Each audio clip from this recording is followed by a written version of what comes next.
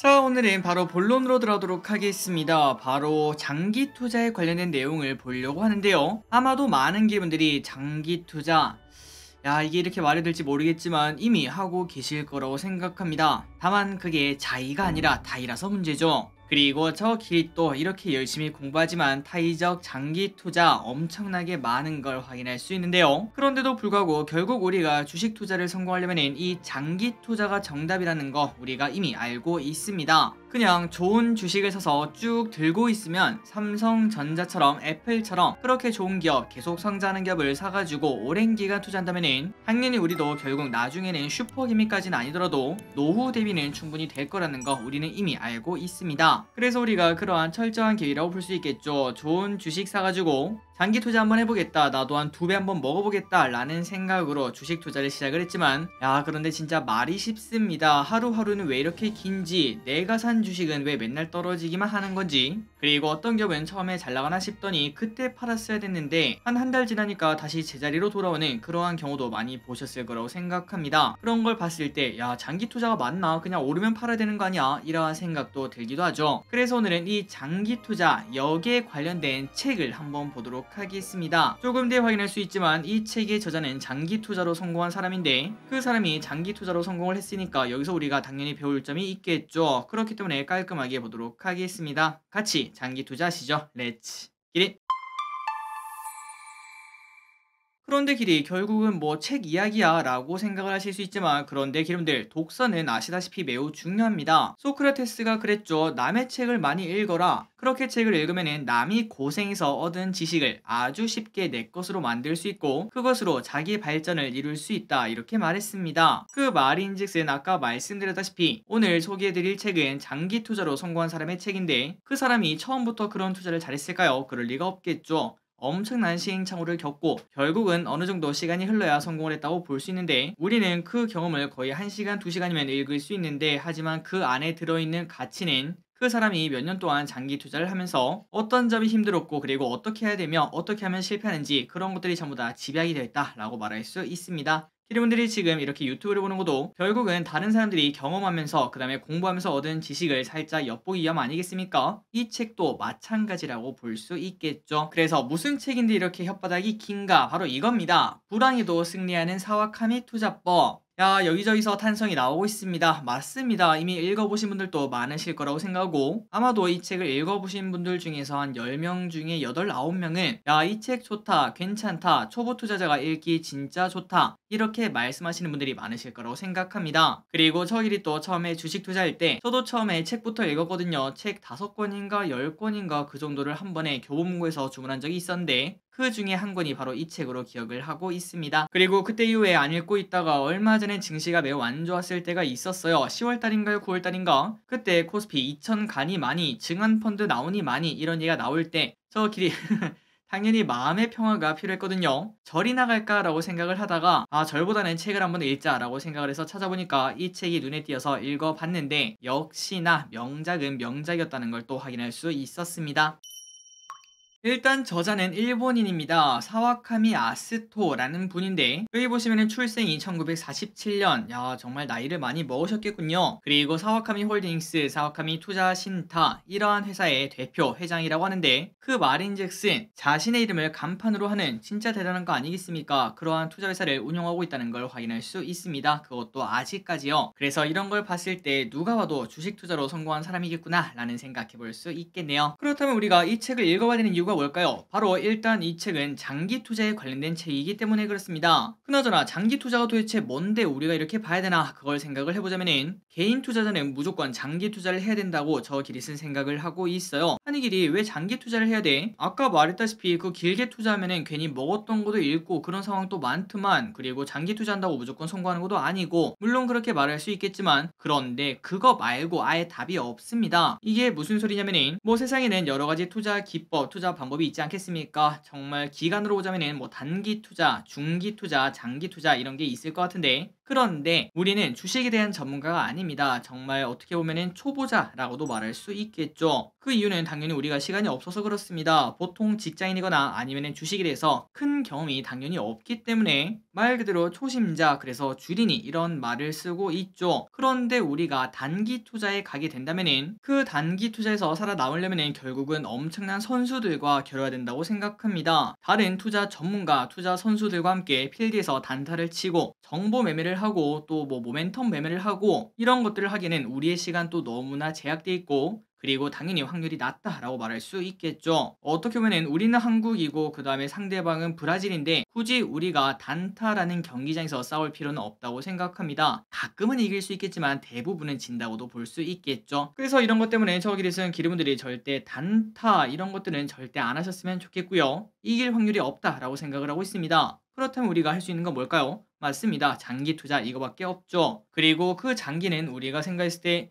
기리분들은 혹시 뭐 장기가 몇 개월이라고 생각하시나요? 저 기리씨 생각했을 때는 장기 투자는 최소 1년 이상이라고 생각을 하고 있습니다. 그리고 1년 정도의 시간은 코로나가 터졌을 때 그때 뭐 세상이 멸망할 것 같지 않았겠습니까? 사람들이 다 죽을 것 같고 그런 생각이 들었는데 결국은 1년 지나니까 그렇게 하락폭이 컸던 것도 다 회복되는 걸 확인할 수 있고, 그리고 지금은 조금은 침체 기간이 길지만 그런데 이것도 길어봐야 1년 2년일 겁니다. 이 시간이 지나면은 전부 다 야 그때 샀어야지 그때 왜 안 샀냐 이런 얘기를 하고 또다시 동학개미 운동이니 뭐니 뒤늦게 그런 운동이 생길 수 있다고 생각을 해볼 수 있겠죠. 그래서 이런 부분 때문에 우리는 장기 투자를 해야 된다고 생각하는데 이 책을 읽어야 되는 이유가 바로 장기 투자의 진수, 진짜 장기 투자가 뭔가 여기에 대해서 설명을 하기 때문이다 라고 볼 수 있습니다. 그런데 여기서 이런 말은 할 수 있겠네요. 하는 길이 너 포스코 못 봤어? 야 포스코 10년 차트 딱 가져와봐. 그거 봐라. 야 손해잖아 손해. 10년 전 2012년에 이때 가격이 33만원인데 지금 28만원. 야 이게 장기 투자 맞나? 라는 생각이 당연히 들 것 같은데요. 그런데 물론 이것도 장기 투자는 맞습니다. 말 그대로 시간 길게 투자는 장기 투자죠. 그런데 종목 선택이 잘못되었다라고 충분히 말할 수 있는데요. 그렇기 때문에 장기 투자는 그냥 단순히 오래 투자하면 무조건 번다가 아니라 일단 기본적으로 전제를 깔 것은 좋은 주식을 사서 그리고 오래 끌고 가는 게 장기 투자다 라고 말할 수 있습니다.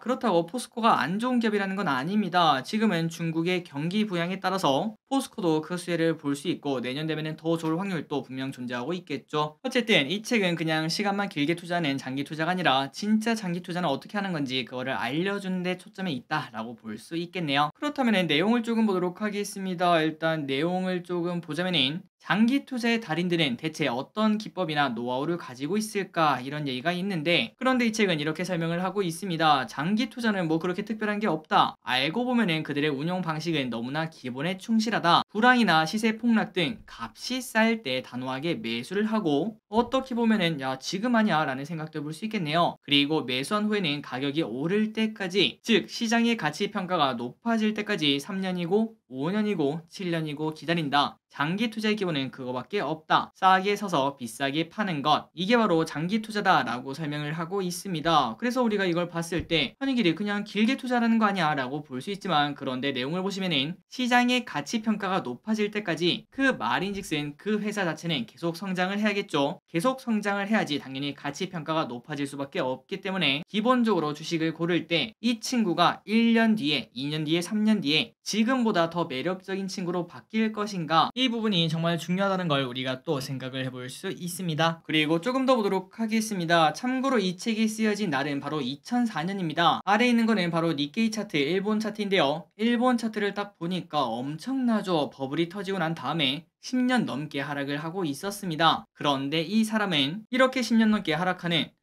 키리분들이 한번 생각을 해보도록 할게요. 지금 이제 하락 1년 정도 진행된데 앞으로 9년 정도 하락이 더 진행된다고 합니다. 그렇다면 우리가 주식 투자 할 맛이 날까요? 아마도 대부분의 사람들은 야 다시는 안 한다 라고 말하며 그냥 도망갈 거라고 볼 수 있는데, 그런데 이 저자는 이러한 상황에서도 주식을 매수해서 결국은 성공을 했다 라고 말하는 걸 확인할 수 있습니다. 그러니까 결국 이 책이 말하는 거는 지금 가격이 싸고 내가 봤을 때 이 기업은 성장할 수밖에 없다 라고 생각한다면 무조건 사야 된다 라고 말을 하고 있으며, 그리고 그거를 2003년에서 2004년 이때 직접 증명을 했다라고 말할 수 있겠네요. 그래서 결국 여러분들이 책을 한번 보시면은 이러한 내용이 곳곳에 들어 있습니다. 경제에도 사계절이 있다. 끝나지 않는 불황은 없다. 실적이 나쁠 때 매수에 나설 수 있는가? 이러한 얘기를 항상 우리에게 던지고 있는데 이 세 가지 말의 공통점이 뭘까요? 맞습니다. 모든 거는 끝이 있고 결국은 돌고 돈다는 거겠죠. 어떤 기업이든 흥망성쇠가 있고 나쁘기만 한 흐름도 없고 좋기만 한 그런 흐름도 없다라는 걸 확인할 수 있습니다. 그리고 마지막에 보시면은 실적이 나쁠 때 매수에 나설 수 있는가? 이 마지막 말의 전제는 바로 그거겠죠. 지금은 실적이 나쁘지만 그런데 결국은 좋아질 거니까